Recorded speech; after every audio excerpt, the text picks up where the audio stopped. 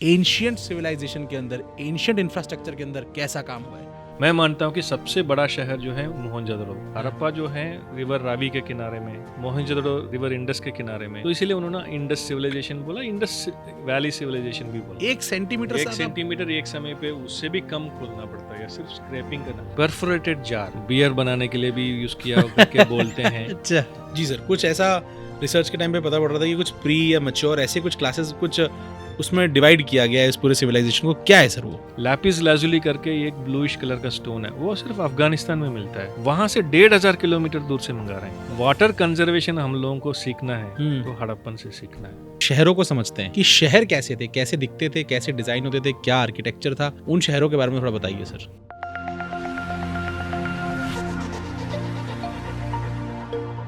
हिंदुस्तान की जनता, एक बार फिर से आपका स्वागत है जेके सुपर पॉडकास्ट में।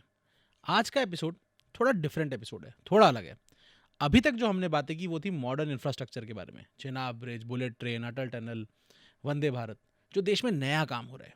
पर देश में सिर्फ नया काम नहीं हो रहा है, देश में एक ज़माने में ऐसा काम भी हुआ है जो माइंड ब्लोइंग है, अद्भुत है, अविश्वसनीय है। आज 10, 12, 15 साल, 25 साल, 30 साल पहले की बात नहीं कर रहा हूँ, कई 100 साल पहले की बात कर रहा हूँ।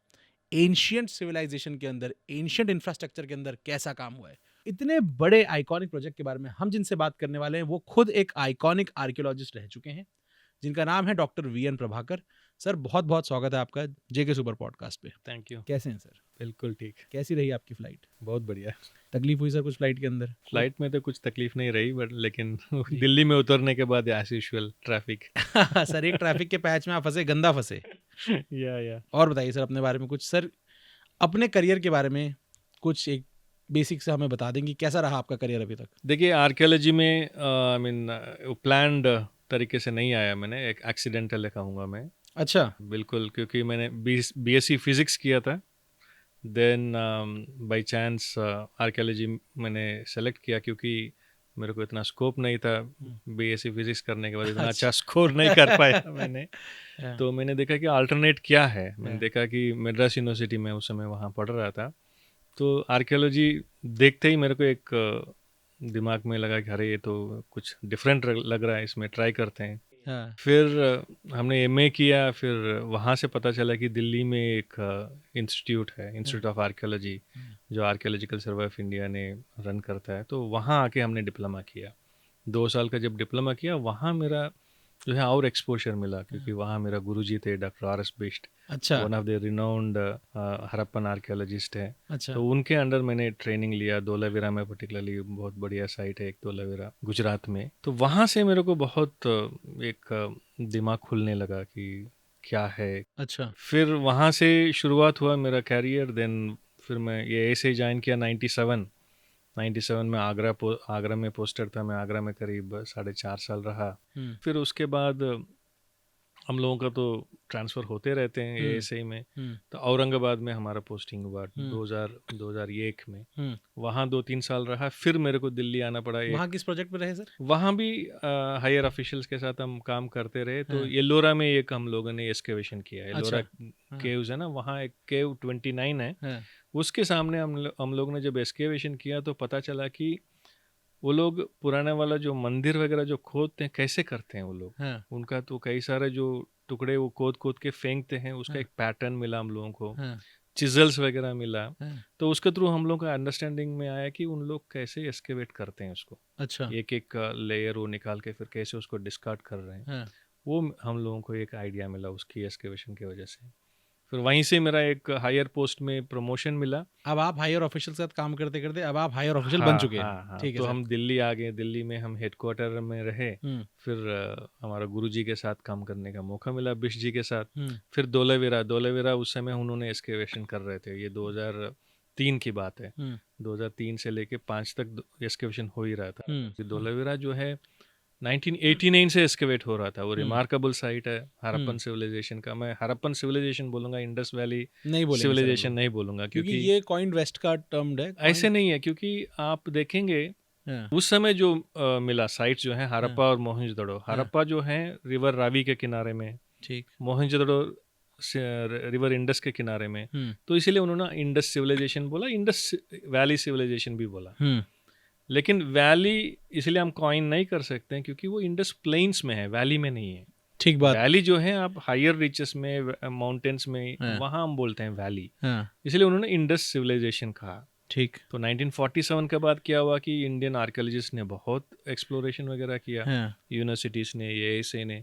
तो गुजरात में पूरा भरा पड़ा हुआ, कच्छ डिस्ट्रिक्ट पूरा हड़प्पन साइट्स है। भरा हुआ है। हाँ, सौराष्ट्र में कुछ साइट्स है, हाँ, यहाँ इंडियन साइड में राजस्थान, पंजाब, हाँ, हरियाणा, वेस्टर्न उत्तर प्रदेश, पूरा हड़प्पन साइट्स भरा पड़ा हुआ है। हम्म, तो ये एक नदी तक सीमित नहीं है, हम्म, इसलिए इंडस सिविलाइजेशन नहीं बोलना चाहिए, ठीक बात। है ना। हाँ, इसलिए टाइप साइट जो है हाँ, हड़प्पा, हाँ, सबसे पहले वहाँ खुदाई हुआ था हाँ, 1921 में। हाँ, तो इसलिए हड़प्पन सिविलाइजेशन बोलना सही है। ठीक है। कुछ लोग इसका सिंधु सरस्वती सिविलाइजेशन भी बोलते हैं, हाँ, जैसे क्योंकि कई सारे जो साइट्स है हरियाणा में, राजस्थान में, हाँ, वो सरस्वती के किनारे है। हाँ, तो इसलिए वो बोलते हैं कि सिंधु सरस्वती या सरस्वती सिंधु। सिंधु सभ्यता। हाँ, बट गुजरात का साइट्स कहाँ रखेंगे, ठीक बात। वहाँ ना इंडस हाँ, है या सरस्वती है। हाँ, तो इसलिए सिंधु सरस्वती बोलना भी सही नहीं है। हाँ, इसलिए हम मानते हैं, मतलब मेरा ये पर्सनल व्यू है कि ये हड़प्पन सिविलाइजेशन बोलना ही सही है। हड़प्पन सिविलाइजेशन बोलना सर क्यों सही है? क्योंकि सबसे पहली साइट जो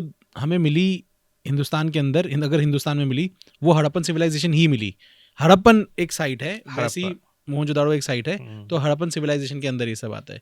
देखिए हड़प्पा जो है 1829 से पता है हम लोगों को, अच्छा। लेकिन वो सिविलाइजेशन अलग सिविलाइजेशन करके पता नहीं था। हाँ, चार्ल्स मैसन करके हैं सबसे पहले एक ट्रैवलर, हाँ, वो उसके बारे में लिखते हैं हाँ, 1829 में, हाँ, 1826 में, मेरे ख्याल में 1826 में लिखते हैं। हाँ, फिर 1831 में अलेक्जेंडर बर्नस लिखते हैं। हाँ, तो सबसे पहले कोई हड़प्पन सिविलाइजेशन का साइट जो है हाँ, दुनिया को पता है, वो हड़प्पा, हाँ, जो अभी पाकिस्तान में है, हम्म, ठीक है ना। हम्म, उसके बाद अलेक्जेंडर कनिंगहम, हम्म। जो ASA का फर्स्ट डायरेक्टर हड़प्पन जो जनरल साइट है वो पूरी पाकिस्तान में है। पाकिस्तान में। हड़प्पा जो साइट, हड़प्पा, मोहनजोदड़ो, दोनों हाँ, पाकिस्तान में। हमारा वहाँ पे कोई एक्सेस नहीं है। एक्सेस एज सच नहीं है, हाँ, क्योंकि देखिए वहाँ की हालात ऐसे हैं, हम लोग है ना उतना हाँ, इंटरेक्शन नहीं हो पाता है। हम्म, बट कुछ लोग जाके भी आए हैं, इंडियन हम्म, आर्कियोलॉजिस्ट भी जाके विजिट करके भी आए हैं। हम्म, तो ये हड़प्पा जो है, अलग अलग समय पे अलग अलग लोगों ने लिखा है इसके बारे में। अलेक्जेंडर कनिंगहम जो है फर्स्ट डायरेक्टर जनरल, हम्म, उन्होंने 3 बार उस साइट में जाके देखा है, हम्म, 1853 में, हम्म, 1871 में। हम्म, तो जब जाके उन्होंने लिखा है, वहाँ उनको सील्स मिला है, वहाँ का कुछ लिखा हुआ चीज़ भी मिला है। उन्होंने हम्म। बोला कि नहीं, ये बुद्धिस्ट पीरियड के पहले नहीं हो सकता है, क्योंकि उस जमाने में क्या है, बुद्धिस्ट पीरियड ही अर्लीस्ट सबसे माना पहले जाता है। मानते थे, शुरुआत वहीं से हमारी हिस्ट्री शुरुआत की। वहीं से, उसके पहले नहीं था, उसके हाँ, पहले प्री हिस्टोरिक था। वो वेद वगैरह थे उनके, जिनके हमें एविडेंस अभी तक उस तरह से हाँ, नहीं मिले। लेकिन उन्होंने माना ही नहीं, क्योंकि वो हाँ, लिखित वो एविडेंस वगैरह ब्रिटिश ये बुद्धिस्ट सिविलाइजेशन से मिलता है, ऐसे करके उन्होंने वो मानते ही नहीं थे। वो हम्म, 600 BC उसके पहले नहीं था। अच्छा। तो ये चलता चलता 1921 में आके हाँ, वो एक्सकेवेशन हुआ। हाँ, अलेक्जेंडर कनिंगहम लिखे हैं 1871 1876। उसके बाद करीब सर जॉन मार्शल करके ब्रिटिश आर्कियोलॉजिस्ट थे, DG, हाँ, उनके पीरियड में 1921 में ये एक्सकेवेशन शुरू हुआ हड़प्पा में। हम्म, मोहनजोदड़ो में 1922 में शुरू हुआ। हम्म, 3-4 साल ये एक्सकेवेशन चलता रहा, फिर इन्होंने कंबाइन करके देखा इस फाइंडिंग्स को, हम्म, क्योंकि 600 किलोमीटर हम्म, इन दोनों के साइड्स के बीच में है। हम्म, तो उस ज़माने में कम्युनिकेशन नेटवर्क भी उतना नहीं हम्म, था। लेकिन धीरे धीरे जब वहाँ अलग अलग आर्कियोलॉजिस्ट, इंडियन आर्कियोलॉजिस्ट ही काम कर रहे थे, जैसे हड़प्पा में दयाराम साहनी एक्सकेवेट कर रहे हैं, हम्म, और वहाँ जो है RD बैनर्जी, मोहनजोदड़ो में RD बैनर्जी, दीक्षित जी वगैरह एक्सकेवेट कर रहे हैं। तो आपस में वो लोग फाइंडिंग्स के बारे में वो लोग डिस्कस करते होंगे, कोई एक ही तरीके का मिल रहा है। फिर उन्होंने देखा उसको कंबाइन करके 1924 में, फिर पता चला कि दोनों एक ही कल्चर को बिलोंग करते हैं। काफी सिमिलैरिटीज मिली। सिमिलैरिटीज है, सारे चीज सिमिलैरिटी है उसमें। सील्स मिलते हैं, वेट्स मिलते हैं, लिखा हुआ सील्स यानी चीज। कि जो मोहरे लगाई हाँ, जाती, जो मोहरे, ठप्पे लगाए स्टैम्प जाते हैं, सील्स बोलते हैं उसको। वो Correct. स्क्वायर शेप में होते हैं। अच्छा। हड़प्पन जो Civilization. सील जो है उसका स्क्वायर शेप होते हैं। हाँ, ऊपर जो है लिखा हुआ होता है, हाँ, और नीचे जो है कोई एनिमल मोटिव, सबसे अच्छा। ज्यादा जो है यूनिकॉर्न। तो इन्होंने सारे कंपेयर करके देखा, फिर इन्होंने फ्लैश किया हाँ, सितंबर 20th 1924। इलस्ट्रेटेड लंदन न्यूज़ करके उस ज़माने में एक वीकली हाँ, मैगजीन था, हाँ, उसमें इन्होंने रिपोर्ट किया। जब उन्होंने अनाउंस किया कि हमने ऐसे ऐसे 2 सिटीज़ डिस्कवर किया है, हम्म, और वो कंपेयर करते हैं टिर्न्स और माइसिन ग्रीस के जो 2 सिटीज़ है, क्योंकि मार्शल जो हैं ग्रीक सिविलाइजेशन में काम किए हैं यहाँ इंडिया में आने से पहले, 1902 में आए थे, उसके पहले उनको बहुत आइडिया वहाँ का था। उन्होंने फिर इसको कंपेयर किया वहाँ के ट्विन सिटीज़ जैसे, ये भी ट्विन सिटीज़ है। उन्होंने जब डिस्कवरी अनाउंस किया, कई सारे इमेजेस उन्होंने पब्लिश किया। वेस्ट एशिया में उस समय एक्सकवेशन चल रहा था, जैसे इराक है, ईरान है, वहाँ का ब्रिटिश आर्कियोलॉजिस्ट काम कर रहे हैं। तो उन्होंने देखा कि हड़प्पन जो सील है इन्होंने जो पब्लिश किया वो वेस्ट एशियन साइट्स में डेटेबल कॉन्टेक्स्ट में मिल रहा है। मतलब same seal, same type of seals, same type of seals West Asian sites में, जो मेसोपोटामियन सिविलाइजेशन के डेटेबल साइट्स में। कॉन्टेक्स्ट मतलब क्या मतलब? क्योंकि देखिए हम लोगों का जो हड़प्पन स्क्रिप्ट है वो पढ़ा नहीं गया। हम लोगों को पता नहीं कि वो कौन से डेट के हैं जब डिस्कवरी हुआ था। हम लोगों को ये पता था कि अशोका का क्रोनोलॉजी क्या है, क्योंकि अशोकन जो रॉक एडिक्ट है उसमें 5 वेस्ट एशियन किंग्स का नाम लेता है। अलेक्जेंड्री का, एंटियोक है, ग्रीक का, तो 5 जो वेस्ट एशियन या ग्रीक किंग्स का नाम लेते हैं उनका क्रोनोलॉजी हम लोगों को पता है। तो उन्होंने क्रॉस कोरिलेट करके अशोक का डेट निकाल दिया, 3rd सेंचुरी BC में पर्टिकुलरली वो डेट दे दिया।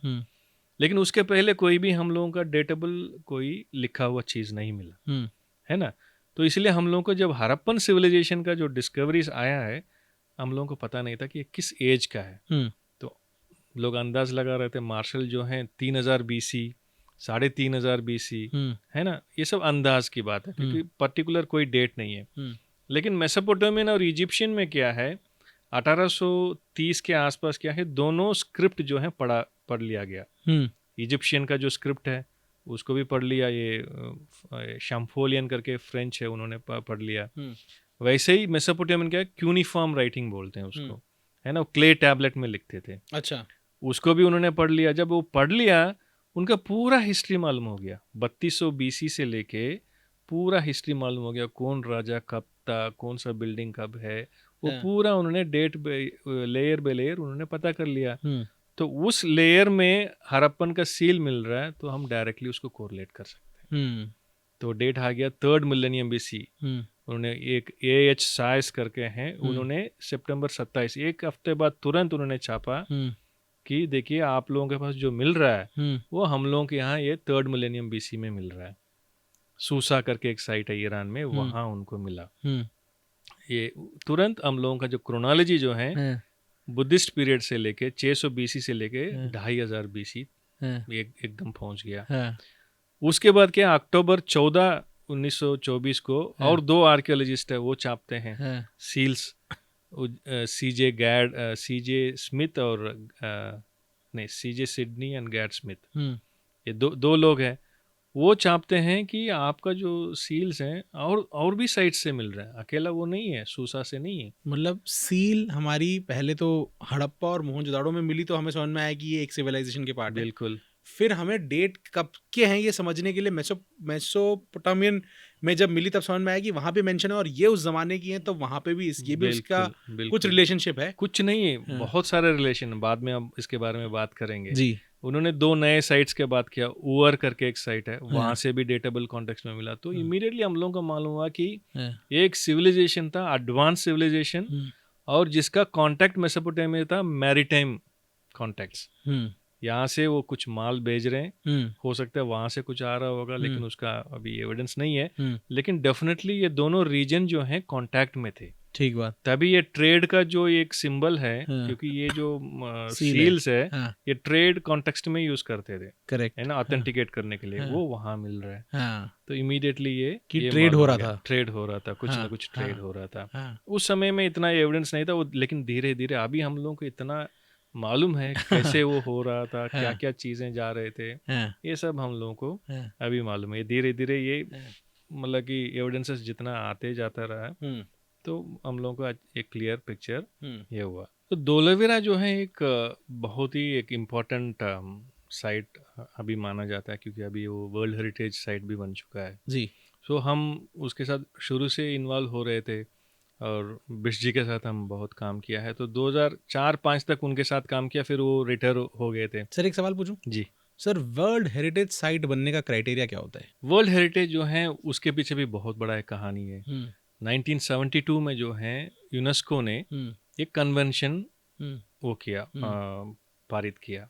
उस कन्वेंशन में यह है कि हमने ऐसे कैटेगरी ऑफ मॉन्यूमेंट्स और साइट्स जो हैं डिक्लेयर करेंगे, वो कोई एक देश का या कोई रिलीजियस सेक्ट का या कोई भी रीजन का प्रॉपर्टी नहीं है या ओनरशिप नहीं है, वो पूरा वर्ल्ड का है। अच्छा, विश्वदाय स्मारक या विश्वदाय है ना, पूरा एंटायर वर्ल्ड का है वो। कोई उसका क्लेम नहीं कर सकता कि ये हमारा है। It is the responsibility for the entire human kind, not for a single country और अ नेशन, राइट। उस कॉन्सेप्ट को उन्होंने लेके आया 1972 में। तो 1972 में लेके आए तो धीरे धीरे स्टेट पार्टीज, जो इंडिविजुअल कंट्रीज है उसको स्टेट पार्टीज बोलते हैं, वो यूनेस्को को कोई भी रिकमेंडेशन या लेजिस्लेशन या कोई भी एक कन्वेंशन है उसको अप्रूव करना पड़ता है या एक्सेप्ट करना पड़ता है, तब जाके वो उसके अंडर कोई भी एक्ट कर सकते हैं। मतलब अगर कोई वर्ल्ड हेरिटेज साइट है और अगर मान लीजिए हिंदुस्तान के अंदर कोई वर्ल्ड हेरिटेज साइट है और हमें वहाँ पे अगर कुछ करना है तो भी हमें यूनेस्को से परमिशन लेनी पड़ेगी? नहीं, पर परमिशन नहीं, ऐसे नहीं है। सबसे पहले तो हमने मान लिया जी आपका कन्वेंशन 1972 ठीक है हमारे लिए, ठीक है, कन्वेंशन मान लिया। फिर उसके तहत उन्होंने एक सेटअप किया वर्ल्ड हेरिटेज कमेटी, ठीक, उसको WHC बोलते हैं। वो ओवरलुक करता है पूरा प्रोसेस ऑफ नॉमिनेशन। तो नॉमिनेशन प्रोसेस जो है अभी बहुत स्ट्रिक्ट बन चुका है, पहले उतना नहीं था। अभी क्या है कि एक टेंटेटिव लिस्ट बनाना पड़ता है, हर एक कंट्री को एक टेंटेटिव लिस्ट बना के रखना पड़ता है कि आगे उसी लिस्ट में से हम नॉमिनेशन बना के भेजेंगे। अच्छा, ठीक है। तो इंडिया का करीब 45 या 50 monuments sites already tentative list में है। उसमें से क्या है कि एक कंट्री एक प्रॉपर्टी को एक साल में नॉमिनेट करेगा, उसके ऊपर नहीं। तो मतलब अगर हमारे पास 45 साल का ऑलरेडी लिस्ट है, ऑलरेडी है। अच्छा। क्यों पहले क्या होता था कि एक एक कंट्री 10 भेज रहा है एक साल में 15 भेज रहा है, वो भी हो रहा, एक्सेप्ट हो रहा था। लेकिन उन्हें 2004 या 5 से इन्होंने स्ट्रिक्ट गाइडलाइंस दिया कि नहीं नहीं नहीं, हर एक कंट्री एक मॉन्यूमेंट या साइट एक साल में करेगा। अच्छा, तो उसके लिए भी एक लंबा प्रोसेस है, एक पूरा उसका ऑपरेशनल मैनुअल्स है, गाइडलाइंस है, कैसे आपको नॉमिनेट करना है। उन्होंने उसको 10 क्राइटेरिया बनाया, 1 से 6 क्राइटेरिया जो है वो कल्चरल साइट्स, वो अलग कर दिया, कल्चरल साइट्स और नेचुरल साइट्स। ओके, जैसे वेस्टर्न घाट है इंडिया में, वो नेचुरल साइट है। अच्छा, तो धोलेवेरा कल्चरल साइट है, तो उसका अलग अलग क्राइटेरिया है। ठीक है ना। तो क्राइटेरिया 1 to 6 जो है कल्चरल साइट्स के लिए, 7 to 10 जो है नेचुरल के लिए, वो मिक्स्ड के लिए भी है ना। साइट जो है कल्चरल भी हो सकता है, नेचुरल भी हो सकता है।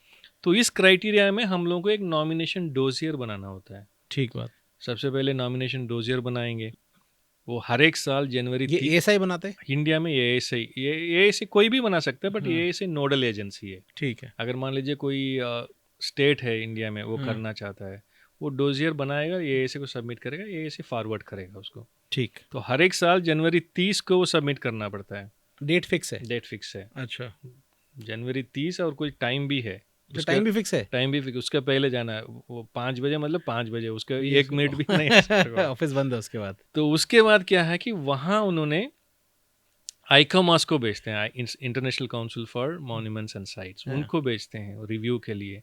आइकोमॉस कल्चरल साइट्स के लिए, IUCN करके नेचुरल साइट्स के लिए वो रिव्यू करते हैं, पूरा डोजियर को वो रिव्यू करेंगे, पढ़ेंगे वेरियस एस्पेक्ट्स को। फिर क्या है कि वो अपना डाउट्स वगैरह क्लैरिफिकेशन के लिए भेजते हैं, नहीं ये चीज़ ठीक नहीं है, ये ठीक, वो क्लैरिफाई करिए।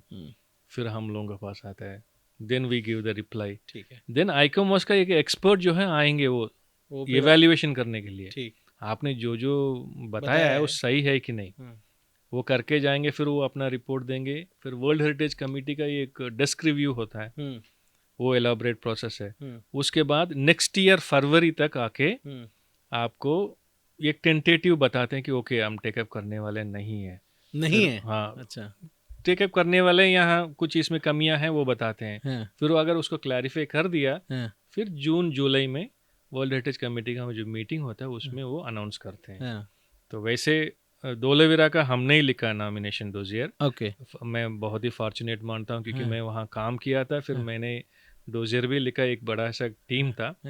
तो 2018 में हमको दिया था ये काम, हमने 2020 जनवरी में सबमिट किया, और 21 में ये वर्ल्ड हेरिटेज हो गया। आपको कोई वो भी नहीं आया कि कोई नहीं आया वो सब प्रोसेस, वो अच्छा सब प्रोसेस हुआ। हाँ, आईकॉमर्स के एक्सपर्ट आए थे, हाँ। हम भी नहीं साइट बट में गए थे। क्लैरिफिकेशंस के लिए आया था कुछ सब कुछ उनको सब लगा कि वो आपने सही नहीं लिखा है फिर उन्होंने सही भेजा नहीं लिखा, मतलब कुछ डाउट्स कमियां थे हैं, उनके डाउट्स हैं, वो हम्म, क्लैरिफाई करते हैं। पर एक ही साल के अंदर आपने उसको हाँ हाँ ठीक है सर। सर अब स्पेसिफिकली चलते हैं हड़प्पन और मोहनजोदाड़ो सिविलाइजेशन की तरफ कि क्या था उसका सिग्निफिकेंस जब आपने पहली बार इंटरेक्ट करा। आप कौन कौन सी साइट्स पे सर फिजिकली रहे जब आप गए, तो कौन कौन सी साइट्स पे आप थे सर? तो सबसे पहले तो हम धोलावीरा में ही रहे। ठीक है। 95 में हमारा ट्रेनिंग हुआ धोलावीरा था। कहाँ है सर? धोलावीरा जो है कच्छ डिस्ट्रिक्ट में है, ठीक गुजरात में। ठीक वहाँ रन ऑफ कच्छ नाम सुना होगा, जी एक जी बहुत बिल्कुल। बड़ा उस वाइट कलर की सैंड रहती है। मार्शी वेस्टलैंड है, बट हाँ इट्स अ नेचुरल फिनोमेना है। हाँ वहाँ एक आइलैंड है खडीर करके, ठीक उस आइलैंड में वेस्टर्न मोस्ट साइड में ये हाँ, धोलावीरा लोकेटेड है, ठीक है। दो नदी के बीच में। कितना बड़ा होगा सर ये? ये अंदाजन 100 हेक्टेयर का है। 100 ठीक। हेक्टेयर मतलब उस जमाने में बोल सकते ये मेट्रोपोलिस। उनका मेट्रोपॉलिटन हाँ, सिटी थी है। क्योंकि उस जमाने में क्या है कि हाँ 100 हेक्टेयर 50 हेक्टेयर के ऊपर भी जो है हाँ बहुत लार्ज सिटी माना जाता है। ठीक तो ये 100 हेक्टेयर्स का था, है। और उसमें बहुत अच्छा प्लानिंग है उसमें, हाँ और स्टोन आर्किटेक्चर है उसमें, इसीलिए हम लोगों को पूरा ये एविडेंसेस मिला। अब आप धोलावीरा गए, अब आपकी टीम ने वहाँ काम करना शुरू नहीं, किया। मेरे टीम नहीं, मेरे बिशजी के अंडर मैंने काम अच्छा, किया, मैं स्टूडेंट था वहाँ। आप वहाँ पे स्टूडेंट थे, ठीक है। हाँ। तब आप गए और आपने अपनी टीम के साथ काम करना, मतलब आपकी बीएसडी की टीम के साथ काम करना स्टार्ट किया। सर अब वहाँ पे क्या होता है, किस तरह की डिस्कवरीज आप लोग करते हैं, क्या ऐसी बातें हैं जो आप लोग को सुन के लगता है, देख के लगता है कि यार ये कैसे हो रहा था, वो सब बारे में सर थोड़ा बात करते हैं। बताइए सर अपनी जर्नी वहाँ की। जैसे धोलावीरा जो है हम पोस्ट ग्रेजुएशन के समय पे ही सुनते आ रहे थे, क्योंकि ठीक। जब हम मद्रास यूनिवर्सिटी में थे, हमारा सीनियर्स भी इंस्टीट्यूट में पढ़ते थे, वो लोग धोलावीरा में काम कर रहे थे, तो वो लोग जब बताते थे डिस्कवरी, सारे एक हड़प्पन साइट है, यहाँ गेट्स निकल रहे हैं, पूरा का पूरा फोर्टिफिकेशन वॉल से, हम बहुत एक्साइटेड होते थे। हाँ सील्स निकल रहे हैं और कई सारे हड़प्पन पॉटरी वगैरह निकल रहा है, तो हम लोगों को बहुत एक्साइटमेंट होता था। हम सोचते थे कि अरे कभी हम भी काम करेंगे तो बहुत लकी फील करेंगे। तो जब अपॉर्चुनिटी आया तो हम लोग पहुँचे। अभी भी याद है हमको, जनवरी के महीना था 95 में हम लोग पहुँचे। अपना पूरा जो टीम है, हम लोग का बैचमेट्स 15 लोग हैं, हमारा जूनियर बैच के 15 लोग, 30 लोग करीब ट्रेन से। 1995 की बात है हाँ, ये। 1995 के बाद ट्रेन से निकले हम दिल्ली सराय रोहिल्ला से। हाँ, वहाँ से सामखियाली हाँ, एक स्टेशन है, हाँ, वहाँ उतरे हम लोग। रात करीब 3-3:30 बजे होगा, हाँ, हैं, हाँ, ठंड एकदम। हाँ, फिर वहाँ वेट किए हम लोग करीब 5 बजे तक। वहाँ से उस ज़माने में जो है नियरेस्ट टाउन रापड़, अभी भी नियरेस्ट टाउन रापड़ है, हाँ। एक ही बस चलता था। सिर्फ एक हाँ, बस? एक बस, सवेरे एक, रात को एक, ऐसे ऐसे कुछ था। और कोई वहाँ का कनेक्टिविटी नहीं है। कोई अगर कोई बीमार भी पड़ जाएगा, रापड़ आना पड़ता, 95 किलोमीटर्स, बीच में कहीं भी कुछ नहीं मिलेगा। हाँ, तो हम लोग पहुँचे। उस दिन हमको याद है कि करीब 1-2 बजे पहुँचे होंगे, और उस दिन one of the coldest day था, क्योंकि रण में पूरा पानी भरा हुआ था, क्योंकि उस समय बारिश अच्छा हुआ था। तो 0 डिग्री था, रात में 0 डिग्री, और दिन में जो है एकदम कोल्ड वेव चल रहा है। हाँ, हम लोग एक्सपेक्ट ही नहीं किया कि ऐसे इलाके में इतना हाँ। क्लाइमेट की कंडीशन है। फिर हम लोग तंबू में रहते थे। तंबू में हम लोगों का पूरा कैंप अच्छा। वगैरह तंबू में इंतज़ाम किया हाँ। होता था। फिर हम लोगों को नेक्स्ट डे से लेक्चर्स वगैरह बिश जी दिए थे। फिर तो पहले आप लोग को साइट पे जाने से पहले आप लोग का लेक्चर सीरीज चलता है? वो दिल्ली से शुरू हो गया। अच्छा, दिल्ली से शुरू हो जाता जब है। हम ज्वाइन किए दिल्ली से ही शुरू हो गया लेक्चर। हाँ। 1-1.5 महीने तो पूरा बिश जी ने समझा दिया था क्या है, कैसे हैं, क्या हाँ। फाइंडिंग्स है, हाँ, क्योंकि ये खुद हड़प्पन सिविलाइजेशन का एक्सपर्ट है। हाँ, तो उन्होंने पूरा समझा दिया था। धोलावीरा के बारे में तो स्पेशल लेक्चर्स होते थे। हाँ। तो हम लोगों को पहले से ही पता था कि किस दिशा में कहाँ है, क्या है। एक्साइटेड थे आप लोग? एक्साइटेड थे, सब हाँ, पता था। हाँ, तो पहुंचने के बाद तो हम लोग अपने आप जाके देखते थे कि अरे ये है, अलग अलग जगह में क्या क्या उन्होंने डिस्कवरीज किया, वो सामने देखा। फिर हम लोग खुद एक्सकेवेशन करने का मौका मिला, क्योंकि हम ट्रेनी भी थे, हाँ। लेकिन खुद एक्सकेवेशन भी करते और थे। एक्सकेवेशन करने के लिए सर कुछ गाइडलाइंस होंगी जो पूरा का पूरा। क्या है सर वो गाइडलाइंस? एक्सकेवेशन का क्या है ना, कि ये भी एक तरीके से साइंस है, और वो डेवलप हुआ करीब 150 साल डेवलप हुआ वो। क्योंकि शुरू में क्या करते थे कि हाफिज़ात कहीं भी खोद लेते थे, कभी कहीं भी, है ना, किसी भी इंटेंसिटी से खोदते किसी थे। भी इंटेंसिटी, कोई उसमें रिकॉर्डिंग प्रॉपर नहीं होता था। जैसे अलेक्जेंडर कनिंघम है, उनको इतना एक्सकेवेशन मेथोडोलॉजी नहीं आता था। तो वो क्या करते थे, स्तूपास वगैरह सर्च करते थे, और स्तूपा जो है बुद्धिस्ट वो है, मतलब कि बुद्धिस्ट का जो रिलिक्स है उसके ऊपर एक बहुत बड़ा एक एरेक्ट करते हैं, मड का जो ट्यूमुलस है वो स्तूपा बोलते हैं, उसके अंदर रिलिक्स रहता है।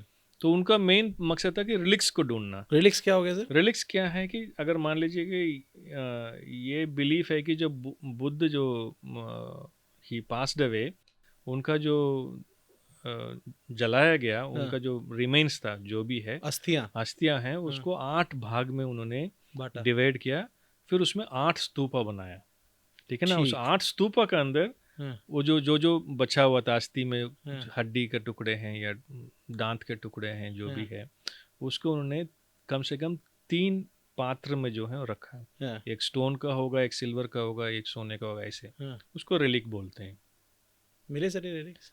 कई जगह में मिला है रिलिक्स, कई जगह में मिला। एकदम बुद्ध का तो बोलना बहुत मुश्किल है, लेकिन कई जगह में अलग अलग लोगों का रिलिक्स मिला है। तो उसको खोलने के बाद उसके अंदर बुद्ध का हिस्सा कुछ मिला? वही बुद्ध का एग्जैक्ट बोलना बहुत मुश्किल है। अच्छा। लेकिन रिलिक्स मिला, कई जगह में रिलिक्स मिला। लिखा तो नहीं है ये उनका है, कुछ जगह में लिखा है। जैसे सांची में जो है कुछ डिसाइपल्स का रिलिक्स मिला है, उसमें नाम लिखा है, सारीपुत्र मोदगल्यायन, उनका नाम भी लिखा है। तो ये ढूंढते थे, उनका मेन मकसद था कि स्तूपा के अंदर रिलिक्स होगा। तो स्तूपा मिला उनको, एकदम बीच में उन्होंने खोदा, निकाल दिया। तो ये सिस्टमेटिक नहीं था। लेकिन धीरे धीरे इसका साइंस जब डेवलप हुआ, धीरे धीरे इसका मेथोडोलॉजिकल जो डॉक्यूमेंटेशन हुआ, इवन मार्शल के समय पे भी वो मेथोडोलॉजिकल नहीं था, तो वो भी लेवल पे खोदते थे। थोड़ा इम्प्रूव हो गया था, लेकिन वो लेवल्स, उन्हें बोला कि 10 सेंटीमीटर खोदेंगे, 10 सेंटीमीटर ऐसे खोदेंगे। लेकिन आप ऑब्जर्व करेंगे 10-10 सेंटीमीटर करके खोदते हैं सर। हाँ, लेकिन आप ऑब्जर्व करेंगे, अभी कहीं भी आप सड़क भी खोदते हैं, आप ऑब्जर्व करेंगे लेयर बाय लेयर, है ना। आप सड़क का जो सेक्शन देखेंगे, ऊपर एक तार का लेयर मिलेगा, फिर ग्रेवल का मिलेगा, एक लेयर बाय लेयर मिलेगा जी। इसको हम अलग अलग पीरियड का भी हम असाइन कर सकते हैं। सबसे नीचे जो है अर्लीस्ट, सबसे लेट जो है रीसेंट, है ना। पुराने ज़माने में भी ऐसे ही है, कोई भी जो साइट है वो धीरे धीरे हाइट उसका बढ़ता है, क्योंकि स्ट्रीट में सारी चीज़ फेंकते हैं, कचरा गिरता है, लेवल करते हैं, वो धीरे धीरे स्ट्रीट का लेवल बढ़ता है। अभी भी बढ़ रहा है स्ट्रीट का लेवल, ठीक है ना। फिर हम मकान का फ्लोर लेवल इंक्रीज करेंगे जी। सिमिलरली पुराना ज़माने में भी होता था। तो ऐसे बढ़ते बढ़ते क्या है, ये एक पूरा टीला बन जाता है, राइट। जब हम एस्केवेट करते हैं, जैसे डिपॉजिट हुआ था वैसे ही हम लोगों को एस्केवेट करना है। तो ये एक बहुत बड़ा डिफिकल्ट काम है। आप कैसे पता चलेगा कि कैसे वो डिपॉजिट हुआ? तो धीरे धीरे हम लोगों को एस्केवेट करना पड़ता है। आप जल्दी जल्दी करेंगे, आप आइडेंटिफाई नहीं कर पाएंगे। तो इसलिए हम लोगों का काम जो है बहुत धीरे धीरे, 1 सेंटीमीटर एक बार में। अच्छा सर, मैंने कभी शहर को इस तरीके से सोचा ही नहीं कि शहर का लेवल इस तरह बढ़ता जाता है, क्योंकि हाँ सही बात है, आपके लोग फेंकते हैं, ऊपर लेवल बढ़ता है। 45 फुट, हड़प्पा का जो 60 फुट का हाइट है वो टीला, है ना। तो धीरे धीरे बढ़ता जाता है, अभी भी बढ़ रहा है, अभी भी हर एक शहर में बढ़ रहा है, राइट। फ्लोर लेवल नीचे जा रहा है, ठीक है ना। तो जब आप सिस्टमेटिकली उसको रिवील करेंगे, एक एक लेयर को, उसको डॉक्यूमेंट करेंगे, फोटोग्राफ करेंगे, उसको ड्राइंग बनाएंगे, इसको हम स्ट्रैटिग्राफिकल एक्सकेवेशन बोलते हैं। स्ट्रैटिग्राफिकल, स्ट्राटा मतलब एक एक लेयर, ठीक है। जैसे वो डिपॉजिट हुआ वैसे ही निकालना, है ना। तो तब जाके हम पता कर सकते हैं कि ये किस पीरियड का है, ये पहले का है, बाद का है। अगर मान लीजिए पूरा 10 सेंटीमीटर खोद दिया, 2-3 लेयर मिक्स हो गया, खत्म काम, है ना।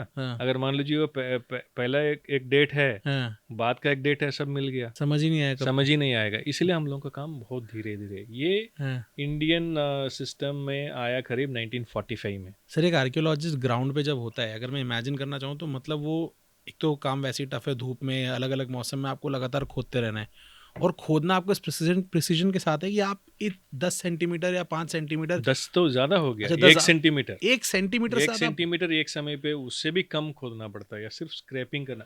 अगर मान लीजिए पुराना जमाने में मिट्टी का फ्लोर था, कोई मकान है, मकान के अंदर मिट्टी का लेप लगाते थे, मार्बल और नहीं था, मोज़ेक तो नहीं था ना। तो जब मिट्टी का फ्लोर लगाएंगे, वो कितना पतला होता होगा, बहुत ही पतला। वो 1 सेंटीमीटर में तो 10 फ्लोर आ जाएगा, है ना। तो उस समय पे हम लोगों को अंदाजन हो जाता था, मतलब कि अब फ्लोर आने वाला है, वो एक्सपीरियंस में फिर हम लोग क्या है, सब चाकू होता है, चाकू से हम लोग स्क्रैप करते हैं धीरे सिर्फ धीरे। एक अच्छा आर्कियोलॉजिस्ट चाकू से ही स्क्रैप करता चाकू से स्क्रैप करेंगे, फ्लोर आने वाला है। है? हाँ। तो फ्लोर में तो आप लोगों को हमको कई सारे एविडेंसेस मिल सकता है, उस समय का फ्लोर था, उस समय का जो एक्टिविटी, ह्यूमन एक्टिविटी है। हमको याद है धोलावीरा में हम एस्केवेट कर रहे थे मकान के अंदर, तो स्क्रैप करते करते एक सील आ गया। और ये सर मैं जस्ट एक सवाल पूछना चाह रहा हूँ कि जो वो सील वाली साइट आपने जब स्क्रैप करनी शुरू करी, कितने समय में वो सील आई सर लगभग? फ्लोर आने का अंदाजन था तो कम से कम 10-15 दिन लगा कि वो सील आने में, इतना अच्छा। धीरे धीरे हम साफ कर रहे थे। हाँ। अगर वो साफ नहीं किए होते तो उतना क्लियरली हम एस्केवेट नहीं कर सकते हैं। तो इसलिए बहुत स्लो प्रोसेस होता है, बहुत स्लो प्रोसेस। रिकॉर्डिंग इतना ज़्यादा होना चाहिए सो दैट आप उसको रिकंस्ट्रक्ट कर सकते हैं, है ना, क्योंकि वो डिस्ट्रक्टिव प्रोसेस है। एस्केवेशन एक बार हमने कर दिया फिर वापस तो उसको नहीं रख सकते हैं। इसलिए बहुत ही सिस्टमेटिक डॉक्यूमेंटेशन वगैरह करके, अभी तो बहुत टूल्स आ गए हैं, लेकिन उस समय जो भी टूल्स अवेलेबल था उसके थ्रू धीरे धीरे इसको डॉक्यूमेंटेशन, फोटोग्राफी, ड्राइंग, ये सब करके हम उसको ये करते हैं। और धोलावीरा में पर्टिकुलरली मैं ऐसे जगह पे मेरे को रखा गया था, उसको बेली कहते हैं। बेली मतलब एक कैसल है जहाँ मेन एडमिनिस्ट्रेटर्स रहते होंगे और उनका जो मदद करते होंगे, उनका एक एनक्लोजर था। ठीक है। वहाँ एक मकान के अंदर मैंने एक्सकेवेट किया।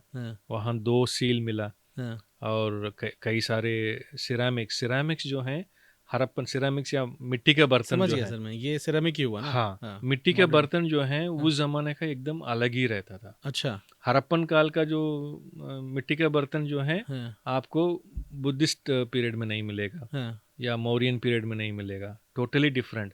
तो उसी के बेसिस में भी हम डेट कर सकते हैं। सर शेप और स्ट्रक्चर डिफरेंट होता था या उसके ऊपर की जो एम्ब्रॉयडरी थी, सब कुछ? शेप, उसका डिज़ाइन, उसके ऊपर का जो पेंटिंग वो है, क्योंकि वो लाल रंग का सरफेस होता है, उसके ऊपर काले रंग का जो पेंटिंग्स होते हैं, उसका पैटर्न जो है वो डिफरेंट रहता है कम्प्लीटली। वो बाद में ऐसे मिलते ही नहीं सर है। इनके शेप्स को स्टडी करके और इनके पैटर्न्स को स्टडी करके भी हम कुछ कंक्लूजन तक पहुंचते हैं। बिल्कुल, वो किस लिए यूज करते थे तो कुछ एक बता सकते हैं सर आप? कोई एक जैसे हड़प्पन में एक एनिग्मेटिक बोलते हैं हम लोग, है ना, उसका फंक्शन क्या था पता नहीं है। Perforated jar. हाँ, ये एक ऐसे टॉल जार है, पूरा बॉडी में छेद है। अच्छा। हाँ, और नीचे भी छेद है। हाँ। इसका क्या फंक्शन है ये आज तक क्रैक नहीं हुआ। तो लेकिन ये है कि 2 जगह में बरियल में मिला ये, ठीक है ना। एक कालीबंगा करके एक साइट है राजस्थान में, एक हड़प्पा। दोनों जगह में ये जो परफोरेटेड जार है, ये दूसरा कोई बड़ा वाला बर्तन के अंदर रखा हुआ मिला।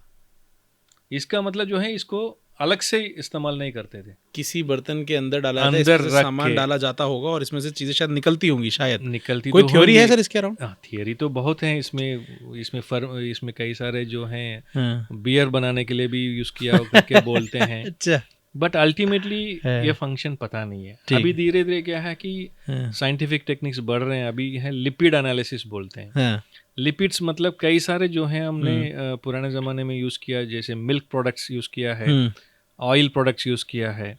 वो क्या है कि धीरे धीरे वो सिरेमिक सरफेस के अंदर पेनिट्रेट हो जाता है, उसमें प्रिजर्व रहता है। उसको स्क्रैप करके एनालिसिस करेंगे तो उसको लिपिड एनालिसिस, रेसिड्यू एनालिसिस करके बोलते हैं। अभी IIT गांधीनगर में भी इतने साल तक ये चीजें रेसिड्यू रह जाता है उसके अंदर, क्योंकि उसके अंदर एकदम मिनरल स्ट्रक्चर में जाके वो प्रिजर्व रहता है। अभी IIT गांधीनगर में एक स्टूडेंट है, उसका PhD टॉपिक ही यही है, तो वो रिसर्च कर रही है, वो परफेक्टेड जार का वो एनालिसिस कर रही है। उसका फाइनल रिजल्ट आ जाएगा, हो सकता है कि कुछ नया जानने के लिए मिलेगा। तो ये एक एनिग्मेटिक है। ऐसे कई सारे एनिग्मेटिक हैं, हम लोग को कई सारी चीज पता सर नहीं ये है। क्योंकि मुझे बहुत इंटरेस्टिंग लग रहा है, एक और आप मुझे कोई एग्जांपल दे सकते हैं अगर आपको कोई जहन में आता हो? और हड़प्पन सिरेमिक्स का और एक इम्पोर्टेंट शेप है black slip jar. Black slip jar, वो क्या हुआ? क्योंकि ब्लैक स्लिप एक्सटीरियर सरफेस में काले रंग का एक उन्होंने लगा दिया, अंदर भी काले रंग का लगा दिया।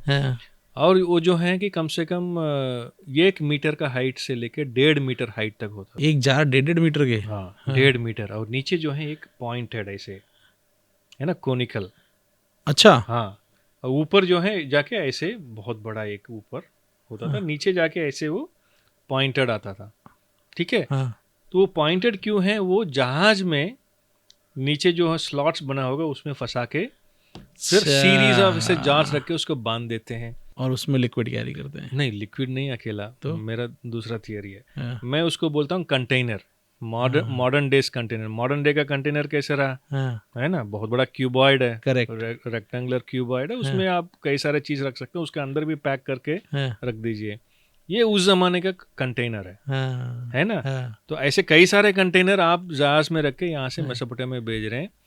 ये इतना बड़ा कंटेनर, ऊपर जो माउथ है, माउथ को लेदर या क्लॉथ बैग से हाँ, बांध दिया, उसके ऊपर एक रस्सी बांध दिया, हाँ, क्ले लगाया, उसके ऊपर स्टैम्प सील लगा दिया। और ट्रेड, ये किसका था हाँ, वो मालूम हो जाता था। हाँ, और यहाँ से गुजरात से कोई भेज रहा है, मोहनजोदड़ो से भेज रहा है, हाँ, मेरा एजेंट बैठा हुआ है मेसोपोटामिया में, हाँ, है ना, वही खोल सकता है। हाँ, तो वहाँ वो खोल के देखेगा, वेरीफाई करेगा चाहे चीज़ भेजा है कि नहीं भेजा है। हाँ, तो ये कंटेनर थे। ये कहाँ कहाँ मिल रहा है, ओमान में मिल रहा है, इसका टुकड़े मिल ये रहा है, धोलावीरा में मिला था आपको? धोलेरा में भी मिला, अच्छा, और ओमान में भी मिला? ओमान में भी मिल रहा है, मोहनजोदड़ो में मिला, हड़प्पा में मिला है। हाँ, तो कई जगह में जो इंपॉर्टेंट ट्रेड सेंटर्स है वहाँ मिलता है। हाँ, तो ओमान में जो मिला है हाँ।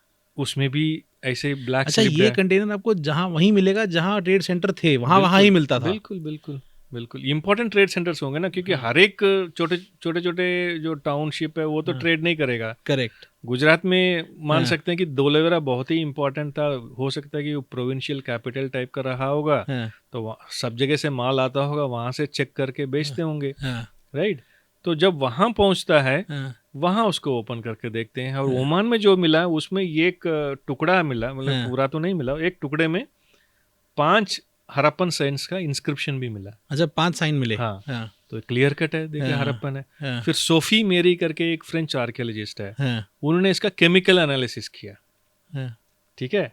तो अभी टेक्निक्स बहुत बढ़ गए हैं, हाँ, आप क्या कर सकते हैं, उसके जो सिरामिक्स है उसको तोड़ के उसका केमिकल कंपोजिशन बता सकते हैं। क्ले, हाँ। कहाँ का क्ले, तो उन्होंने ये लगाया कि ये सिंध का क्ले है।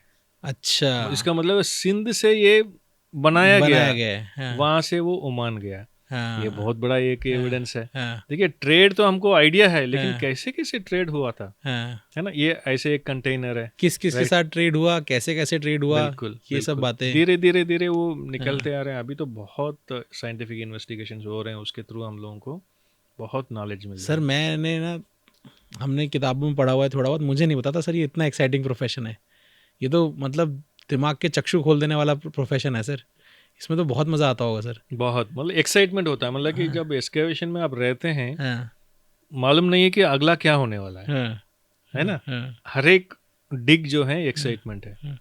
क्या निकलने वाला है। और अब तो सर कुछ निकलता होगा तो इमीडिएटली ऑनलाइन चला जाता होगा, और इमीडिएटली सारी जगह पे जहाँ काम चल रहा होगा फटाफट पता पड़ जाता होगा कि ये हमारे यहाँ भी है, ये हमारे यहाँ भी। तो अब तो, पहले तो समय लग जाता रहा होगा। पहले बहुत समय लगता था, अभी क्या है कि शेयर इमीडिएटली हो सकता है। अभी हाँ, जो है, जैसे मान लीजिए कि कई सारे चीज़ हम लोगों को मालूम नहीं होता हाँ, है ना, क्योंकि आप एक रीजन में सीमित हैं, है ना। हाँ, आपको पता नहीं कि पाकिस्तान में क्या हो रहा है, अफगानिस्तान में क्या हो रहा है, हाँ, या मकरान में क्या हो रहा है। हाँ, तो हम लोगों को ऐसे कुछ फाइंडिंग्स आते हैं, तो हम अलग अलग स्कॉलर्स के साथ शेयर करते हैं, तो वो बताते हैं अच्छा ये हो सकता है। तो एक डाटा शेयरिंग जो है हाँ, बहुत इंपॉर्टेंट है, उसके हमारा नॉलेज भी बढ़ता है, तो नए नए डिस्कवरीज भी पॉसिबल है। सर ये तो हमने बात की आर्टिफैक्ट्स के बारे में या सेरेमिक्स के बारे में जो उस ज़माने में थे। सर शहर, हड़प्पन सिविलाइजेशन के अंदर लगभग कितने शहर होंगे सर? बड़े बड़े कितने शहर होंगे आपके बड़े बड़े जो है 6 शहर होंगे। 6 शहर होंगे। एक धोलावीरा है इंडिया में, राखीगढ़ी, राखीगढ़ी। राखीगढ़ी हरियाणा में है, यहाँ से बहुत नज़दीक है दिल्ली से। हम्म, और हड़प्पा, हम्म, मोहनजोदड़ो, हम्म, देन गनवेरी वाला वर्क करके चोलिस्तान डेसर्ट में है, ठीक। अभी वो एक्सकेवेशन नहीं हुआ है। हाँ, और एक साइट रिसेंटली पता चला, ये है लखनजोदड़ो। लखनजोदाड़ो। हाँ, वो जो है मोहनजोदड़ो से बहुत नज़दीक है। हाँ, मॉडर्न सक्खर है पाकिस्तान में, हाँ, सक्कर का जो सिटी है बहुत बड़ा सिटी है। हाँ, उन्होंने जब सिटी एक्सपेंशन किया, कॉलोनी वगैरह बनाने लगे, तो उनको पूरा मिलने लगा, नया शहर ही मिला। मतलब पूरा साइट का रिमेन्स मिला। हाँ, और उसको जो कंपेयर किया, हो सकता है कि मोहनजोदड़ो के बराबर होगा। तो हम 6 शहर के बारे में हम बोल सकते हैं कि बराबर बोल सकते हैं कि बहुत बड़ा शहर रहा होगा। मैं मानता हूँ कि सबसे बड़ा शहर जो है मोहनजोदड़ो, सबसे बड़ा शहर सबसे बड़ा मोहनजोदड़ो। क्योंकि मोहनजोदड़ो क्या हुआ कि एक ज़माने में इंडस रिवर जो है मोहनजोदड़ो की राइट में बहती थी, हाँ, राइट हैंड साइड में। हाँ, उसके बाद क्या, अभी जो है, अभी राइट में बहती है, पहले लेफ्ट में बहती थी। तो बाद में शिफ्ट हो गया। इस प्रोसेस में क्या हुआ कि वो कई सारे जो ईस्टर्न हिस्सा है मोहनजोदड़ो का पूरा वो सिल्ट के नीचे आ गया। तो 1980s में माइकल यानसन करके एक जर्मन आर्किटेक्ट ने पूरा डॉक्यूमेंटेशन किया मोहनजोदड़ो के शहर का। तो उन्हें 1 किलोमीटर दूर अभी जो रिमेन्स 1 किलोमीटर दूर ईस्टर्न साइड में भी उनको कुछ स्ट्रक्चर्स मिले 2-3 मीटर की सिल्ट के नीचे। इसका मतलब अंदाज लगा सकते हैं कि कितना बड़ा होगा। उसको 250 हेक्टेयर का मानते हैं, लेकिन मैं मानता हूँ कि कम से कम वो 400 हेक्टेयर का साइट होगा। वो सबसे लार्जेस्ट वो होगा। देन हरप्पा, देन लखनजोदड़ो हो सकता है, देन राखीगढ़ी, गनवेरी वाला, फिर धोलावीरा। आपने फिजिकली इसमें धोलावीरा पे काम किया। राखीगढ़ी देखा हूँ मैंने, अच्छा, जाके देखा है, लेकिन काम करने का मौका नहीं मिला। लेकिन धोलावीरा में मैंने काम किया, अभी भी मैं काम कर रहा हूँ धोलावीरा में। ठीक है। अभी भी धोलावीरा का आसपास हमने एक्सप्लोरेशन जब किया है। धोलावीरा में हड़प्पन्स आने से 1500 साल पहले से ही वहाँ लोग रहते थे, उसका हम लोगों को एविडेंस मिला। अच्छा, ये सिविलाइजेशन जब तक वहाँ पहुंची थी उसके पहले लोग तो वहाँ थे? हाँ, लोग तो वहाँ थे। उसका क्या एविडेंस मिला सर? उसका एविडेंस हम लोग बोलते हैं शेल मिडन। हाँ, शेल मिडन मतलब उस जमाने में खेती तो नहीं करते थे हम लोग। ह्यूमन स्टेजेस को है ना कई सारे इसमें हम बांटते हैं उसको, है ना जी। एक प्री हिस्ट्री जी, प्री हिस्ट्री में एक जगह से दूसरे जगह जाते रहते थे, वो सेटल्ड ह्यूमन लाइफ नहीं था, वो एग्रीकल्चर नहीं था, तो इसलिए उसको हंटर गैदरर बोलते हैं। हंटिंग भी करते थे, गैदरिंग ऑफ फूड भी करते थे, वो प्री हिस्टोरिक स्टेज है। तो 12,000 साल पहले कुछ क्लाइमेटिक कंडीशंस ऐसे था, ये सेटल होने लगे, पर्टिकुलरली रिवर्स के किनारे। उन्होंने देखा कि एक्सीडेंटली देखा कि अपने आप साल में कोई पर्टिकुलर सीजन में बीज गिर रहे हैं, फिर वो उग रहे हैं, फिर वो 3-4 महीने के बाद फिर उसमें से नया बीज आ रहा है। तो उन्होंने ऑब्जर्व किया होगा, 1000 साल किया होगा या 1500 साल किया होगा। 1500 साल ऑब्जर्व किया, बताइए। एक्चुअली उनको पता ही नहीं था ना, वो हंटर गैदरर में थे लाखों साल तक, है ना जी। तो फिर उसको गैदर किया होगा, फिर उसको देखा कि अंदर कुछ निकल रहा है, तो उसको पाउंड करके खाए होंगे, कैसे भी खाए होंगे, धीरे धीरे उसको भी देखिए, उसके भी टाइम लगा होगा। ऐसे नहीं कि सीधा जाके किसी ने रोटी बनाया होगा या ब्रेड बनाया होगा, उसके भी टाइम लगाया होगा। तो व्हीट एंड बार्ली जो है पूरे वर्ल्ड में उस समय पे 12,000 साल 11,000 साल पहले से लेके जो है ऐसे कंडीशन में डोमेस्टिकेशन करना शुरू कर रहे लोग। सर, क्या ये बात मानी जाती है कि सबसे पहले ग्रेन्स जो है वो व्हीट और बार्ली है? व्हीट एंड बार्ली, ये मान ली गई, ये बात मान ली नहीं, एविडेंस सच है। अच्छा, सच है। अच्छा। ये मेसोपोटामिया में है, इंडियन कॉन्टेक्स्ट में 8,000 साल पहले से हम लोगों को ऐसे मिल रहा है जी। तो ये एक स्टेज है, धीरे धीरे जो है ऑब्जर्व कर रहे हैं जी। लेकिन हर एक जगह में वो एडवांस नहीं है। जैसे आजकल क्या है, हम लोग थोड़ा एडवांस्ड मानते हैं। एडवांस मतलब हम लोग अलग अलग टेक्निक ये करके आगे अंडमान में अभी भी हैं ट्राइब्स जो हैं, कुछ आइलैंड्स में जो है आप जा भी नहीं सकते हैं, वो अभी भी उस स्टेज में है, उनको पता भी नहीं है ये सब, वो हंटर गैदर स्टेज में ही है। सेम जो है इंडस रीजन में है, कुछ लोग जो हैं सेटल्ड हो गए, एग्रीकल्चर कर रहे हैं, जानवर को भी डोमेस्टिकेट कर लिया, शीप गोट और कैटल को। लेकिन कच्छ और कराची कोस्ट में जो है कुछ कम्युनिटीज जो हैं सिर्फ शेल्स, जो मरीन शेल्स है उसको हार्वेस्ट करते थे, उसको जला के अंदर का मांस खाते थे। लार्ज नंबर चाहिए, क्योंकि एक छोटे से शेल में कितना आएगा, तो 1,000-2,000 कलेक्ट करते होंगे, खाते होंगे, उसको फेंक दिया। जब लगातार उसको फेंकते हैं वो एक जगह में वो मिलता है। हम लोगों को ऐसे जाके देखते हैं कुछ इलाके में ऐसे मिलता है, उसको हम शेल मिडन बोलते हैं, है ना, फेंका हुआ शेल, वो लेयर बाय लेयर वो डिपॉजिट होता है। ऐसे ही एक जगह मिला हम लोगों को धोलावीरा के पास, उसको हम लोग ने डेट किया, वो करीब 6,800 साल पहले का निकला। डेटिंग कार्बन 14 शेल को हम कार्बन 14 डेटिंग कर सकते हैं, क्योंकि उसमें कार्बन है। तो वहाँ नीचे भी किया, ऊपर भी किया। नीचे वाला लेवल जो है 6,800, ऊपर का 6,300, कम से कम 400-500 साल या 600 साल वहाँ फेंकते रहे, खा फेंकते रहे। इवन हड़प्पन पीरियड में भी ये चलता रहा। ये एक पर्टिकुलर एक शेल वेराइटी है, उसको टेरिब्रालिया पैलेस्ट्रिस बोलते हैं, वो हड़प्पन पीरियड में भी खाते थे, वो धोलावीरा में भी खाते थे, उसका भी एविडेंस है। तो इसका मतलब क्या है कि हड़प्पन्स आने से पहले या हड़प्पन्स के आने से पहले भी कुछ लोग आते थे, उनसे भी पहले 1,500 साल पहले वहाँ लोग रहते थे। और ताजुब की बात है, ऐसे एविडेंस कराची के पास भी मिल रहा है ना। इटालियन एक आर्कियोलॉजिस्ट है पालो बियागी, उन्होंने तो 20 साल पहले से इसके ऊपर काम कर रहे हैं, उनको कई सारे साइट्स मिला, कराची कोस्ट में मिला, ओमान में मिला, हाँ, वो सारे एक ही बराबर का है हाँ, डेट। हाँ, तो इसका मतलब क्या है कि देखिए, सेटल्ड ह्यूमन लाइफ के पहले भी लोग ऐसे कम्युनिटीज थे, हाँ, जो जो रिसोर्सेस अवेलेबल है वहाँ जो खाना मिलता था हाँ। वो खाते थे। वो हम लोगों को एविडेंस मिला, ये रिमार्केबल डिस्कवरी, इसके ऊपर मैं लगातार काम कर रहा हूँ मैं। अच्छा, ये आपका काम चल रहा है इसके हाँ, ऊपर? अभी हम लोग को 5 साइट मिला धोलावीरा का पास, हाँ, और अभी 3-4 साइट के बारे में पता चला है, हाँ, अभी जाके उसको वेरीफाई करना है। ठीक। हम ये मान रहे हैं कि पूरा कच्छ के नॉर्दर्न कोस्ट में हाँ, ऐसे साइट्स रहेंगे, तो इसके बारे में और इसको हम रिसर्च करेंगे। तो एंडलेस है रिसर्च जो है ना, एक एंडलेस है। तो ये एक अलग अलग स्टेजेस हम लोगों को क्या है कि इंडियन कॉन्टेक्स्ट में 8000 BC से शुरू करके हमको मेहरगढ़ करके एक साइट है, पाकिस्तान में अभी है, वहाँ हम लोगों को सेटल्ड ह्यूमन लाइफ का एविडेंस मिल रहा है। वो लोग डोमेस्टिकेशन ऑफ प्लांट्स कर रहे हैं, वीट बार्ली वो कर रहे हैं, देन शीप गोट और कैटल सबका एविडेंस है। तो क्या है कि सबसे पहले वो जब सेटल होते हैं, उनका जो मेन मकसद क्या है कि अपना फूड प्रोडक्शन जो है वो करें, इंश्योर करेंगे, है ना, क्योंकि हंटर गैदरिंग तो छोड़ दिया या धीरे धीरे कम हो रहा है, तो साल भर खाने के लिए कुछ तो चाहिए। तो ये इसके थ्रू इन्होंने पूरा सेल्फ रिलायंस उनका हो गया। जब सेल्फ रिलायंस हो गया, साल में 3-4 महीने मेहनत कर रहे हैं, बाकी 8 महीने खाली हैं जी। क्या करेंगे? कई सारे एक्टिविटीज है, क्राफ्ट एक्टिविटीज है, कोई मेटल बना रहा है, कोई सिरेमिक बना रहा है, कोई जेवर बना रहा है। तो धीरे धीरे क्या है कि कॉम्प्लेक्सिटीज बढ़ रहा है। तो पहले के आदमी को सर, क्योंकि रोज मार के रोज खाना है, तो उसका समय की कमी है, तो वो ये सब काम नहीं कर रहा है। करे और मूव करता था एक जगह से, एक जगह में नहीं रहता था वो। हो सकता है कि 1 महीने के लिए रहता होगा, क्योंकि सीजन में आप नोटिस किया होंगे कुछ पर्टिकुलर सीजन में जानवर भी माइग्रेट करते हैं, एक जगह में इकट्ठा होते हैं, ठीक है, वहां रह सकते हैं, उसके बाद वो निकल जाता होगा। लेकिन यहाँ तो आप रहना ही पड़ेगा, क्योंकि फसल को देखभाल करना है, नहीं तो खत्म हो जाएगा, जानवर खा जाएंगे, इसलिए रहना ही है। तो धीरे धीरे वो उस कंडीशन में वो अकस्टम हो गया। और फिर आपको समय मिल रहा है, तो अब आप आर्टिफैक्ट्स बना रहे हैं, आर्ट बना रहे हैं, ये सब। बिल्कुल। तो हम लोगों को पहले भी एविडेंस मिलता है। देखिए, वो ह्यूमन आर्टिस्टिक दिमाग तो बहुत ज़्यादा है, वो क्या सोचते हैं बहुत कॉम्प्लेक्स है।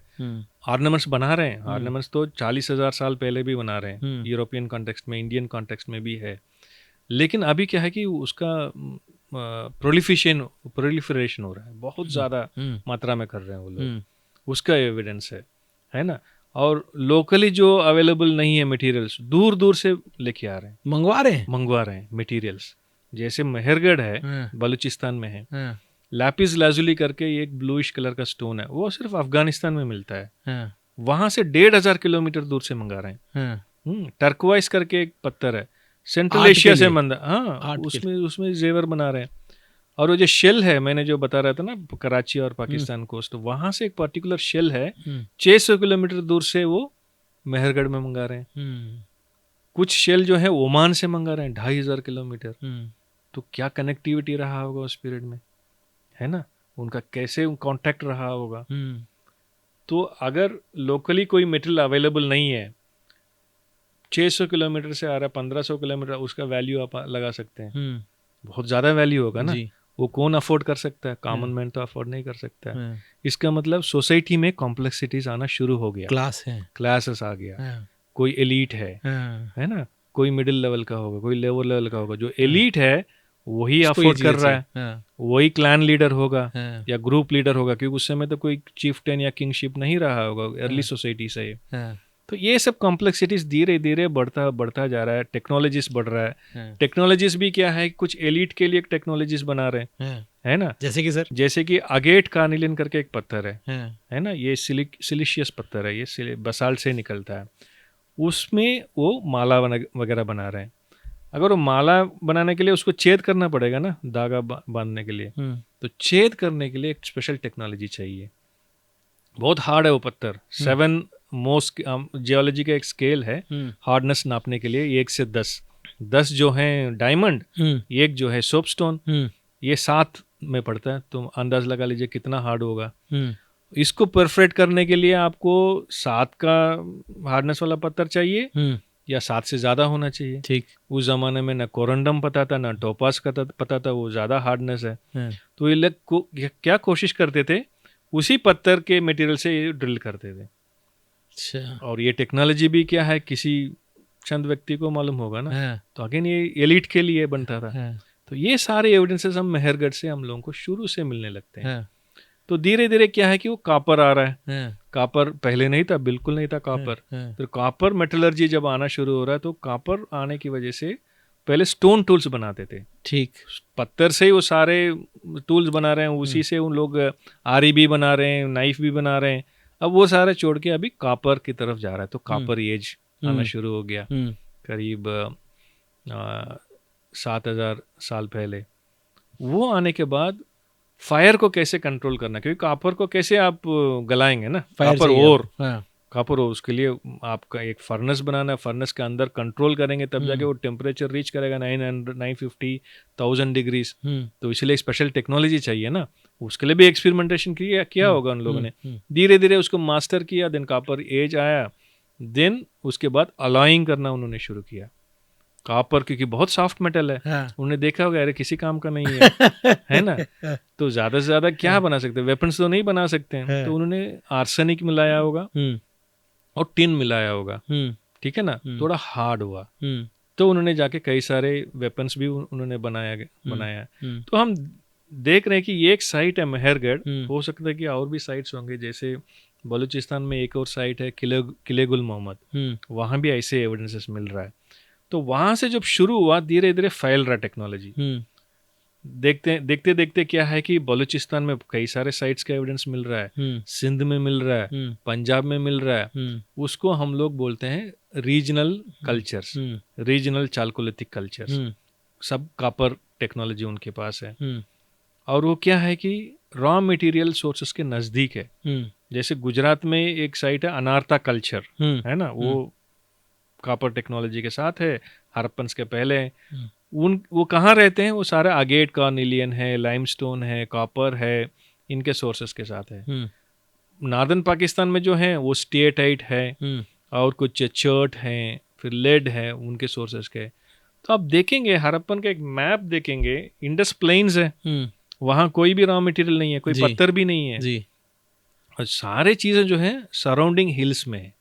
वेस्टर्न साइड में सुलेमान रेंज से लेंगे, किरतार रेंज से लेके वहाँ बलूचिस्तान तक है। नॉर्दर्न में हिमालयास है, फिर यहाँ आएंगे आरावली से शुरू करके नीचे तक है, बीच में पूरा खाली है।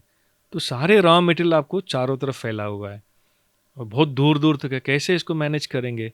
तो इन्होंने क्या किया होगा कि हम क्यों नहीं एक साथ हम जुड़ जाते, सिविलाइजेशन बन के। हाँ, तब जाके 2600 BC में हम ऐसे देखते हैं कि एक यूनिफिकेशन टाइप का हो रहा है। इसके लिए कई सारे रीजंस हो सकते हैं यूनिफिकेशन कुछ के तुम लिए। निकालो, कुछ हम निकाले, मिलके आगे बढ़े। मिलके तो हम देखते हैं कि गुजरात का मटेरियल हड़प्पा जा रहा है, हड़प्पा का नॉर्थ का मटेरियल धोलावीरा में आ रहा है। ये इसीलिए संभव था, नहीं तो ये पॉसिबल है ही नहीं। यूनिफिकेशन इसीलिए है जी, trade one of the reasons जी, है ना। हो सकता है कि उनका आइडियोलॉजी एक ही रहा होगा, क्योंकि हम लोग देखते हैं कि कुछ हड़प्पन सिरामिक्स में जो मोटिफ है बहुत पहले से चलता आ रहा है। जैसे पीपल लीफ है, पीपल का जो पत्ता है ना, उसका एक टिपिकल फॉर्म है जी। हम देख रहे हैं कि उसका बहुत पहले से चलता आ रहा है, वो दिखा रहे हैं उसमें, सिरामिक्स के ऊपर बता रहे हैं।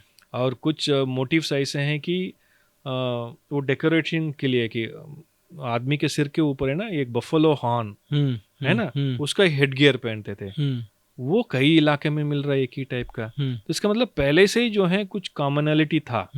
हो सकता है वो आइडियोलॉजिकल कॉमनैलिटी रहा होगा। तो कई सारे रीजंस की वजह से इन्होंने इंटीग्रेट किया, इंटीग्रेट करके बेटर शेयरिंग ऑफ रिसोर्सेज। हो सकता है कि उसी समय पे मेसोपोटामिया से डिमांड आने लगता होगा कुछ मटेरियल्स के लिए, तो कंबाइन करके वो ट्रेड करना शुरू किया। तो ये एक हॉलमार्क है। तो बहुत लॉन्ग हिस्ट्री है, आप देखेंगे 8000 BC ऑनवर्ड्स लेके 2600 BC तक, करीब 5000 साल तक ये लोग एक्सपेरिमेंट करते करते, टेक्नोलॉजी रिफाइन करते करते आके हड़प्पन के पीरियड में एक हाई वाटर लेवल में एक पहुंच गए लोग। सर, तो तकरीबन ये जो 6 शहर हैं, ये तकरीबन एक जैसे ही हैं? नहीं, अलग अलग है। अलग अलग। सबसे अलग शहर कौन सा है सर? सबसे अलग शहर देखिए, प्लानिंग एक ज़माने से ये एक तरीके से होता है, प्लानिंग हर एक जगह प्लानिंग एक तरीके से, लेकिन जहाँ लोकेशन है, लोकेशन के हिसाब से बिल्डिंग मटेरियल्स वेरी होता है जी। धोलावीरा है पूरा पत्थर, क्योंकि वो पूरा इलाका ही पत्थर का है, तो इसलिए पत्थर उन्होंने यूज़ किया। तो वेल प्रिजर्व्ड भी है धोलावीरा। तो मैं यूनिक तो धोलावीरा को ही बोलूँगा, सबसे यूनिक धोलावीरा, क्योंकि वहाँ जो है पत्थर इतना ज़्यादा इस्तेमाल किया कि गेट कैसे था, आप मोहनजोदड़ो और हड़प्पा का गेट्स कैसे था आप नहीं पता चलेगा आपको, इतना आइडिया नहीं मिलेगा, लेकिन धोलावीरा का देखते ही आपको पूरा वेल प्रिजर्व्ड गेटवेज है। उसमें कुछ पिलर मेंबर्स मिलते हैं, वो कोई और साइड में नहीं मिला, यूनिक है। वाटर रिजर्वायर्स है, यूनिक है। इतना इतना बड़ा लेवल में उन्होंने धोलावीरा में हम लोग बोलते हैं great bath of Mohenjodaro ji, 18 metre लंबा। धोलावीरा में लार्जेस्ट टैंक जो है 73 मीटर्स है ना। अच्छा, है ना। आप अंदाज लगा सकते हैं किस लेवल में वो लोग वाटर मैनेजमेंट का कर रहे हैं, क्योंकि वहाँ इतना रेनफॉल नहीं होता था, पेरिनियल रिवर नहीं है, इंडस तो नहीं है इधर। इन्होंने जो मानसून पीरियड में जो पानी गिरता था उसको डाइवर्ट करके इसमें स्टोर करके पूरे साल इस्तेमाल करते थे जी। पूरा भरा पड़ा हुआ है। बिशजी बोलते हैं कि करीब 40-50% तो वाटर रिजर्वायर्स के लिए इन्होंने रिजर्व कर दिया पूरा धोलावीरा में। इतना ओपन एरिया से, और जो स्पिल ओवर है रिजर्वायर से जो पानी निकलता है अगेन उसको ओपन रिजर्वायर से वो उसमें स्टोर करते थे। फिर उसका स्पिल ओवर एक बहुत बड़ा रिजर्वायर है वहाँ, तो उन्होंने सीरीज ऑफ वाटर रिजर्वायर्स, मतलब पानी को रिजर्व करना, स्टोर करना उनकी बहुत बड़ी प्राथमिकता थी। वाटर कंजर्वेशन हम लोगों को सीखना है तो हड़प्पन से सीखना है। सर एक बार एक लाइन ड्रॉ करके बताइए कैसे सर सीखना चाहिए उन लोगों से, क्योंकि उन्होंने जो मैनेजमेंट किया है देखिए टोटली डिपेंडेंट है वाटर से, नेचर से। वो तो डैमिंग तो नहीं करते थे, डैमिंग करते थे बहुत छोटे लेवल में करते थे, पूरा आजकल जैसे बहुत बड़ा बड़ा बांध तो नहीं बनाते थे, लेकिन उसको एक बहुत छोटे लेवल में करते थे। नेचर को भी प्ले करने देते थे, ये लोग भी प्ले करते थे और वाटर को डाइवर्ट करके यूज करते थे। लेकिन अभी क्या कर रहे हैं हम लोग, जितने भी एंशिएंट प्रैक्टिसेस है उसको हम खत्म कर रहे हैं, है ना। फॉर एग्जांपल राजस्थान में जो है कंटूर लेवल में टैंक्स बनते थे, है ना। ऊपर में उन्होंने पानी रोका, फिर वहां से ओवरफ्लो होगा, नीचे लेवल में आएगा, फिर ऐसे अलग अलग लेवल में। अब क्या हो गया, उस रिजर्वायर्स को सिर्फ हम गार्बेज फेंकने के लिए यूज करते हैं, क्योंकि हर घर में नल आ गया। नल का जब पानी मिल गया खत्म, वाटर कंजर्वेशन ही खत्म हो गया, राइट। और वहाँ अलग अलग लेवल में पानी भरने से क्या होगा कि वो सीप होगा, वाटर टेबल भी मेंटेन होगा। अब वो सब खत्म हो गया। हम जहाँ एक्सकेवेशन कर रहे थे हनुमानगढ़ में, भद्रा तहसील में करनपुरा एक साइट है, वहाँ की जो गांव वालों से जब बात किया, उन्होंने बताया कि देखिए साहब, अभी 20-30 साल पहले तक है ना, हम पूरा गांव जो है, गांव के बीच में जो तालाब है, तालाब का पानी इस्तेमाल करता था। मैंने पूछा आप क्या कर रहे हैं? आप तो सारे गंदा पानी तालाब में जा रहे हैं, क्योंकि घर में नल है। क्यों कर रहे हैं? क्योंकि नल आ गया। देखिए हमारा जो ट्रेडिशनल नॉलेज है धीरे धीरे खत्म हो गया, वाटर कंजर्वेशन, है ना। इसलिए हम लोगों को वाटर कंजर्वेशन सीखना है तो वहीं से सीखना है कि जहाँ वो ट्रेडिशनल मेथोडोलॉजी से करते थे। अब अचानक आपको सारे डैम्स जो बनाए हैं वो सिल्ट हो गए, भर गया जी, उसके बाद क्या करेंगे? ठीक बात। डीसिल्टिंग करना तो इतना आसान काम नहीं है ना। तो हम लोग क्या है कि जितने भी वाटर बॉडीज जो एंशिएंट लोगों ने क्रिएट किया उसको मेंटेन करना चाहिए जी। ये साउथ में बहुत रेलेवेंस है, तमिलनाडु और आंध्र प्रदेश में और तमिलनाडु में यही कॉन्सेप्ट है। ऊपर के कंटूर में बहुत बड़ा एक तालाब होगा, उसका ओवरफ्लो होगा, फिर नीचे ऐसे सीरीज में कम से कम 10 लेवल्स में वो मेंटेन करते थे। अब क्या है, पूरा सिल्ट हो गया, उसमें भरा हुआ, कैपेसिटी कम हो गया जी, और डेवलपमेंटल एक्टिविटीज आ गया, शहर जो है उसके चारों तरफ आ गया, खत्म। पानी रिसोर्सेस ही नहीं है और लड़ाई करते हैं पानी के लिए। क्यों है ना। पुराने जितने वाटर बॉडीज है उसको हम मेंटेन करेंगे तो हमारे लिए है ना कोई तकलीफ नहीं होगा फ्यूचर में, लेकिन हम करते नहीं है क्योंकि हम बहुत जल्दी भूल जाते हैं। तो वाटर बॉडीज को कंजर्व करना जो है हड़प्पन का, पर्टिकुलरली धोलावीरा हड़प्पन जो है बहुत बड़ा रोल प्ले किया उन्होंने। सर अब एक बारी चलते हैं शहरों को समझते हैं कि शहर कैसे थे, कैसे दिखते थे, कैसे डिज़ाइन होते थे, क्या आर्किटेक्चर था, क्या मटेरियल था। एक बार शहरों को समझते हैं, मोटा मोटी जो भी आपको शहर 2-3 जो आपको जिनमें सिमिलैरिटी ना हो उन शहरों के बारे में थोड़ा बताइए सर। शहर खासकर